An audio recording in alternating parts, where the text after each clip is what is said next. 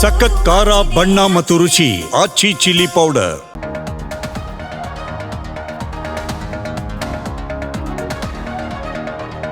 ವಿಪಕ್ಷಗಳ ವಿರುದ್ಧ ಸರ್ಕಾರದ ಬಳಿ ಹಲವು ಪ್ರತ್ಯಸ್ತ್ರಗಳಿವೆ.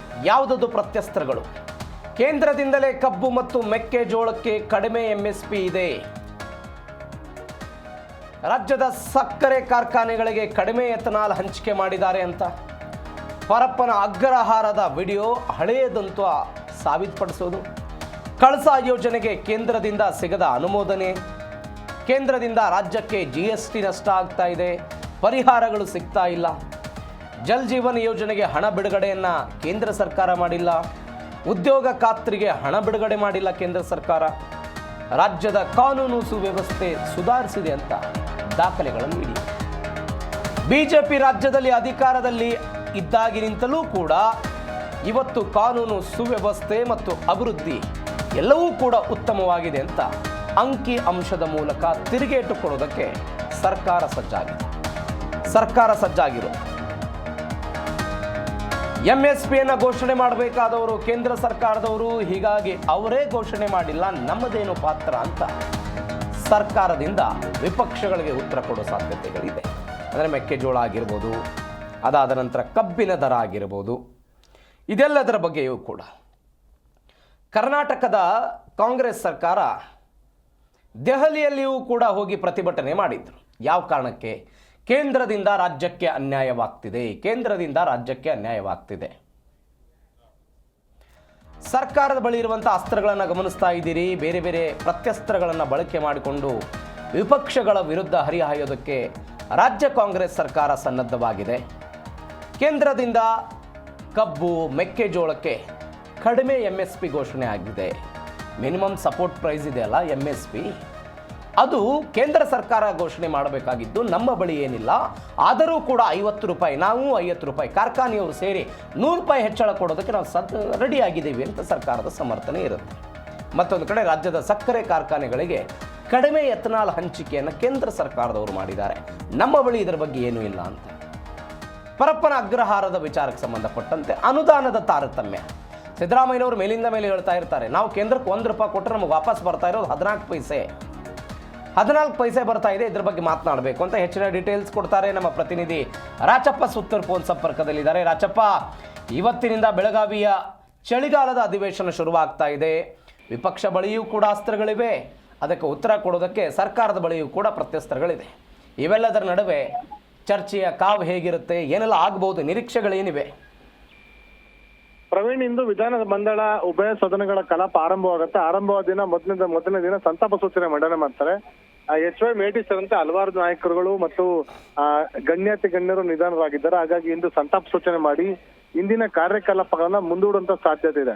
ವಿಧಾನ ಸಭೆ ಸದಸ್ಯರಾಗಿರುವಂತ HY ಮೇಟಿ ಅವರು ಸದಸ್ಯರಾಗಿದ್ದ ಕಾರಣಕ್ಕೋಸ್ಕರ, ಸಿಟ್ಟಿಂಗ್ MLA ಹಾಲಿ ಶಾಸಕರಾಗಿರೋ ಕಾರಣಕ್ಕೋಸ್ಕರ ಅವರು ನಿಧನರಾದ ಹಿನ್ನೆಲೆಯಲ್ಲಿ ಇಂದಿನ ಕಲಾಪವನ್ನ ಮುಂದೂಡುವಂತ ಸಾಧ್ಯತೆ ಹೆಚ್ಚಿದೆ. ಎರಡನೇದಾಗಿ ವಿಧಾನ ಪರಿಷತ್ನಲ್ಲಿ ಕಲಾಪ ಅದು ಮುಂದುವರುವಂತ ಸಾಧ್ಯತೆ ಇದೆ ಮತ್ತು ಅಲ್ಲೂ ಸಹ ಸಾಕಷ್ಟು ಚರ್ಚೆಗಳು, ವಿಶೇಷವಾಗಿ ಉತ್ತರ ಕರ್ನಾಟಕ ಭಾಗದ ಸಮಸ್ಯೆಗಳಿರ್ಬೋದು, ಮೆಕ್ಕೆಜೋಳ ಇರ್ಬೋದು, ಕಬ್ಬು ಬೆಳೆಗಾರ ಇರ್ಬೋದು, ಅಥವಾ ರೈತರಿಗೆ ಪರಿಹಾರ ಹಣವನ್ನ ಪಾವತಿ ಮಾಡೋದಿರ್ಬೋದು, ಅಥವಾ ಹಿಂದೆ ಏನು ಅತಿವೃಷ್ಟಿ ಆದಂತಹ ಪ್ರವಾಹ ಪರಿಸ್ಥಿತಿಯಿಂದ ಆದಂತಹ ಬೆಳೆ ನಷ್ಟ ಇರ್ಬೋದು, ಅಥವಾ ಏನು ಮೂಲ ಸೌಕರ್ಯಗಳ ಹಾನಿ ಸಂಬಂಧಪಟ್ಟಂತೆ ಸಾಕಷ್ಟು ವಿಷಯಗಳನ್ನು ಚರ್ಚೆ ನಡೆಸುವಂತ ಸಾಧ್ಯತೆ ಇದೆ. ಜೊತೆಗೆ ಬೆಳಗಾವಿನಲ್ಲೂ ಸಹ ಸುಮಾರು 84 ಸಂಘಟನೆಗಳು ವಿವಿಧ ಹೋರಾಟವನ್ನ ಮಾಡಲಿಕ್ಕೆ KSRTC ಏನು ರೈತ ಸಂಘಟನೆಗಳು, ಮೆಕ್ಕೆಜೋಳ ಸಂಘಟನೆಗಳು, ಕಬ್ಬು ಬೆಳೆಗಾರರು ಇರ್ಬೋದು ಸೇರಿದಂತೆ ಗ್ರಾಮ ಪಂಚಾಯತಿ ನೌಕರರು, ಸ್ತ್ರೀ ಶಕ್ತಿ ಸಂಘಟನೆಗಳು, ಅಂಗನವಾಡಿ ಕಾರ್ಯಕರ್ತರು, ಈ ತರ ನಾನಾ ಸಂಘಟನೆಗಳು ಅವರು ಸಹ ಪ್ರತಿಭಟನೆ ಮಾಡ್ಲಿಕ್ಕೆ ಸುಮಾರು 84 ಸಂಘಟನೆಗಳು ಪ್ರತಿಭಟನೆಗೆ ಸರ್ಕಾರಕ್ಕೆ ಮನವಿಯನ್ನು ಸಲ್ಲಿಸಿವೆ ಮತ್ತು ಅವ್ರಿಗೂ ಸಹ ವಿವಿಧ ದಿನಗಳಲ್ಲಿ ಪ್ರತಿಭಟನೆಗೆ ಅವಕಾಶವನ್ನು ಕಲ್ಪಿಸಲಾಗಿದೆ.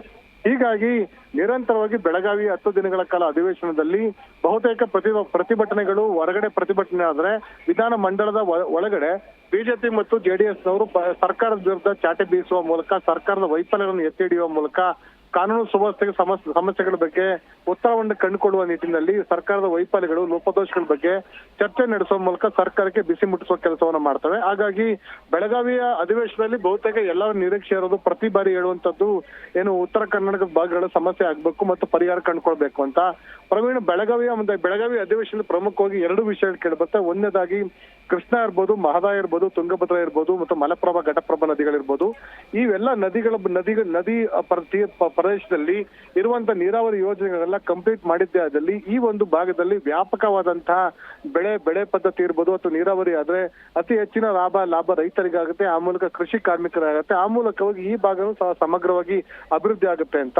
ಎರಡನೇ ವಿಷಯ, ಈ ಭಾಗದಲ್ಲೂ ಸಹ ಕಿತ್ತೂರು ಕರ್ನಾಟಕ ಭಾಗ ಇರ್ಬೋದು ಅಥವಾ ಬೆಳಗಾವಿ ಮುಂಬೈ ಕರ್ನಾಟಕ ಭಾಗ ಇರ್ಬೋದು ಅಥವಾ ಕಲ್ಯಾಣ ಕರ್ನಾಟಕ ಭಾಗ ಇರ್ಬೋದು, ಈ ಭಾಗದಲ್ಲೂ ಸಹ ಹೆಚ್ಚಿನ ಕೈಗಾರಿಕೆಗಳನ್ನು ಸ್ಥಾಪನೆ ಮಾಡೋ ಮೂಲಕ, ಹೆಚ್ಚಿನ ಉದ್ಯಮಿಗಳನ್ನು ಸ್ಥಾಪನೆ ಮಾಡೋ ಮೂಲಕ ಈ ಭಾಗದ ಜನರಿಗೆ ಅಥವಾ ವಿದ್ಯಾರ್ಥಿಗಳಿಗೆ ಉದ್ಯೋಗ ಅವಕಾಶನ ಕೊಡಿ, ಆದಾಯವನ್ನು ಸೃಷ್ಟಿ ಮಾಡಿ ಅವರ ಜೀವನೋಪಾಯ ಜೊತೆ ಜೀವನ ಮಟ್ಟವನ್ನ ಸುಧಾರಿಸಲಿಕ್ಕೆ ಸರ್ಕಾರಗಳು ಮುಂದಾಗಬೇಕು ಅಂತ ಅನ್ನೋದು. ಕಿತ್ತೂರು ಕರ್ನಾಟಕ ಭಾಗ ಇರ್ಬೋದು ಅಥವಾ ಕಲ್ಯಾಣ ಕರ್ನಾಟಕ ಭಾಗ ಇರ್ಬೋದು, ಇದಕ್ಕೋಸ್ಕರ ಪ್ರತ್ಯೇಕವಾಗಿ ಬೋರ್ಡ್ಗಳನ್ನ ಮಾಡಲಾಗಿದೆ. ಆ ಬೋರ್ಡ್ಗಳಿಗೆ ಅನುದಾನ ಕೊಟ್ಟರು ಸಹ ಸಮರ್ಪಕವಾಗಿ ಆ ಕಾಮಗಾರಿ ನಡೆಸಲಿಕ್ಕಾಗಲ್ಲ ಮತ್ತು ಕಾಮಗಾರಿಗಳನ್ನ ಅನುಷ್ಠಾನಗೊಳಿಸುವಂತದ್ದು ವಿಶೇಷ ಯೋಜನೆಗಳನ್ನ ಘೋಷಣೆ ಮಾಡುವಂತ ಕೆಲಸವನ್ನ ಮಾಡಿಲ್ಲ. ಆದ್ರೆ ಕಳೆದ ಬಾರಿ ಬೆಂಗಳೂರಿನಲ್ಲಿ ಈ ಒಂದು ಕೃಷ್ಣಾ ಮೇಲ್ದಂಡೆ ಯೋಜನೆಯನ್ನ ಜಾರಿಗೋಸ್ಕರ ರಾಜ್ಯ ಸರ್ಕಾರ 1 ಲಕ್ಷ ಕೋಟಿ ರೂಪಾಯಿ ಯೋಜನೆಯನ್ನ ಘೋಷಣೆ ಮಾಡಿದೆ.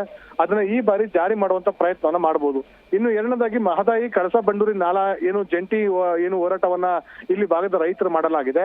ಆ ಒಂದು ಕಳಸಾ ಬಂಡೂರಿ ನಾಲಾ ಅರಣ್ಯ ಇಲಾಖೆಯ ಒಂದು ಕ್ಲಿಯರೆನ್ಸ್ ಸಿಗದೆ ಕಾರಣಕ್ಕೋಸ್ಕರ ಮತ್ತು ಗೋವಾ ಮತ್ತು ಮಹಾರಾಷ್ಟ್ರ ಕರ್ನಾಟಕದ ನಡುವಿನ ಈ ಒಂದು ಸಂಘರ್ಷ ಕಾರಣದಿಂದಾಗಿ ಇನ್ನೂ ಸಹ ಇತ್ಯರ್ಥವಾಗಿಲ್ಲ.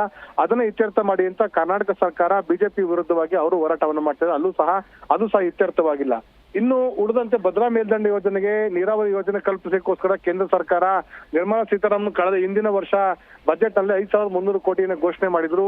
ಭದ್ರಾ ಯೋಜನೆಯ ಮೇಲ್ದಂಡೆ ಯೋಜನೆಯನ್ನ ನೀರಾವರಿ ಯೋಜನೆಗೆ ಸಂಬಂಧಪಟ್ಟಂತೆ 5,000 ಕೋಟಿ ರೂಪಾಯಿ ಕೊಟ್ಟಿದ್ದೇ ಆದಲ್ಲಿ ರಾಜ್ಯ ಸರ್ಕಾರವೂ ಸಹ ಹೆಚ್ಚಿನ ಅನುದಾನವನ್ನ ನೀಡಿ ಈ ಎಲ್ಲ ಕಾಮಗಾರಿಗಳನ್ನ ಮುಕ್ತಾಯ ಮಾಡುವ ಮೂಲಕ ಈ ಭಾಗದ ಜನರ ಕುಡಿಯೋ ನೀರಿರ್ಬೋದು, ಚಿತ್ರದುರ್ಗ, ದಾವಣಗೆರೆ ಸೇರಿದಂತೆ ತುಮಕೂರು, ಕೋಲಾರ ತನಕನೂ ಈ ಒಂದು ಭಾಗದ ನೀರಾವರಿ ಯೋಜನೆ ಅನುಕೂಲ ಆಗುತ್ತೆ.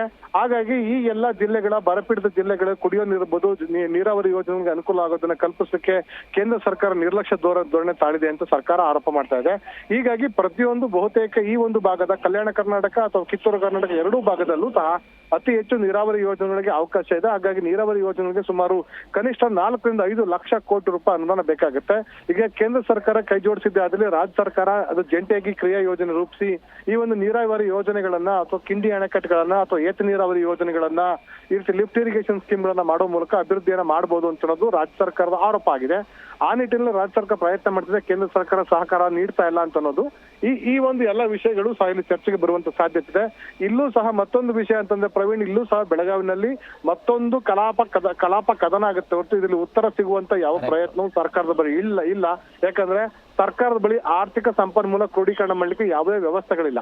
ಹೀಗಾಗಿ ಇಲ್ಲೂ ಸಹ ಬಿಜೆಪಿಯವರು, ಜೆಡಿಎಸ್ನವರು ಸರ್ಕಾರದ ವಿರುದ್ಧ ಮುಗಿಬಿಡ್ಬೋದು, ಸರ್ಕಾರ ಅವ್ರಿಗೆ ಉತ್ತರವನ್ನು ಕೊಡ್ಬೋದು. ಇವಿಷ್ಟಕ್ಕೆ ಸೀಮಿತವಾಗುತ್ತೆ ಹೊರತು ಮತ್ತೇನೂ ಆಗೋದಿಲ್ಲ. ಕಳೆದ ಬಾರಿ ಸಿದ್ದರಾಮಯ್ಯವರು ಉತ್ತರ ಕೊಡುವಂತ ಸಂದರ್ಭದಲ್ಲಿ ಸುಮಾರು 1,000 ಕೋಟಿ ರೂಪಾಯಿಗಳನ್ನ ಯೋಜನೆಗಳನ್ನ ಘೋಷಣೆ ಮಾಡಿದ್ರು. ಕಲ್ಯಾಣ ಕರ್ನಾಟಕ ಭಾಗಕ್ಕೆ ಯೋಜನೆಗಳನ್ನ ಘೋಷಣೆ ಮಾಡಿದ್ರು. ಅದು ಜಾರಿ ಮಾಡೋದ್ರಲ್ಲಿ ಸರ್ಕಾರ ವಿಫಲವಾಗಿತ್ತು. ಹೀಗಾಗಿ ಈ ಸಾರಿನೂ ಸಹ ಈ ವಿಶೇಷವಾಗಿ ಹುಕ್ಕೇರಿ ಅಥವಾ ಬೆಳಗಾವಿಯ ಕಿತ್ತೂರು ಭಾಗದಲ್ಲಿ ಬೆಳಗಾವಿ ಜಿಲ್ಲೆಯನ್ನು ವಿಭಜನೆ ಮಾಡಿ ಪ್ರತ್ಯೇಕ ಜಿಲ್ಲೆ ಮಾಡಬೇಕು ಅಂತ ಒಂದು ಪ್ರಸ್ತಾವನೆಯನ್ನ ಈಗ ರಾಜ್ಯ ಸರ್ಕಾರ ಮುಂದೆ ಮಂಡಿಸಿದೆ. ಆ ಒಂದು ಬೇಡಿಕೆ ಈ ಬಾರಿ ಈಡೇರಿಕೆ ಆಗುವಂತ ಸಾಧ್ಯತೆ ಇದೆ. ಉಳಿದಂತೆ ಕಲಬುರಗಿ ಭಾಗದಲ್ಲಿ ಒಂದಷ್ಟು ಇಂಡಸ್ಟ್ರಿಗಳನ್ನು ತರಲಿಕ್ಕೆ ಈಗಾಗಲೇ ಸಚಿವರಂತ ಪ್ರಿಯಾಂಕಾ ಖರ್ಗೆ ಒಂದಷ್ಟು ಪ್ರಸ್ತಾವನೆ ನೀಡಲಾಗಿದೆ. ಉತ್ತರ ಕರ್ನಾಟಕ ಭಾಗಗಳ ಕ್ಯಾಟಗರಿ 2 ನಲ್ಲಿರುವಂತಹ 2 ಟೈರ್ ಸಿಟಿಗಳಲ್ಲಿ ಇಂಡಸ್ಟ್ರಿಯಲೈಸೇಷನ್ ಅಭಿವೃದ್ಧಿ ಮಾಡ್ಲಿಕ್ಕೋಸ್ಕರ, ITBT ಅಭಿವೃದ್ಧಿ ಮಾಡ್ಲಿಕ್ಕೋಸ್ಕರ, ಆ ಭಾಗದಲ್ಲಿ ಎಜುಕೇಶನ್ ಇನ್ಸ್ಟಿಟ್ಯೂಷನ್ ಒಂದಷ್ಟು ಅಭಿವೃದ್ಧಿ ಮಾಡ್ಲಿಕ್ಕೋಸ್ಕರ ಸರ್ಕಾರ ಸುಮಾರು 600 ರಿಂದ 800 ಕೋಟಿ ರೂಪಾಯಿಗಳ ಅನುದಾನವನ್ನು ಎತ್ತಿಟ್ಟಿದೆ. ಆದ್ರೆ ಅದು ಇಂಪ್ಲಿಮೆಂಟ್ ಮಾಡುವಂತ ಅವಶ್ಯಕತೆ ಇದೆ. ಹೀಗಾಗಿ ಇವೆಲ್ಲ ವಿಷಯಗಳು ಚರ್ಚೆಗೆ ಬರುವಂತ ಸಾಧ್ಯತೆ ಇದೆ. ಇವೆಲ್ಲವನ್ನ ರಾಜ್ಯ ಸರ್ಕಾರ ಹೇಗೆ ನಿಭಾಯಿಸುತ್ತೆ ಮತ್ತು ವಿಪಕ್ಷಗಳು ಯಾವೆಲ್ಲ ವಿಷಯಗಳನ್ನ ಚರ್ಚೆಗೆ ಕೈಗೆತ್ತಿಕೊಂಡು ಸರ್ಕಾರದ ವಿರುದ್ಧ ಹೋರಾಟವನ್ನು ಮಾಡಿ ಅದನ್ನ ಜಾರಿಗೊಳಿಸುವ ಪ್ರಯತ್ನವನ್ನ ಮಾಡ್ತಾ ಅಂತ ಅದನ್ನ ಕಾದು ನೋಡ್ಬೇಕಾಗಿದೆ. Praveen. Okay Rajappa, thank you ನಿಮ್ಮೆಲ್ಲ ಡೀಟೇಲ್ಸ್ಗೆ.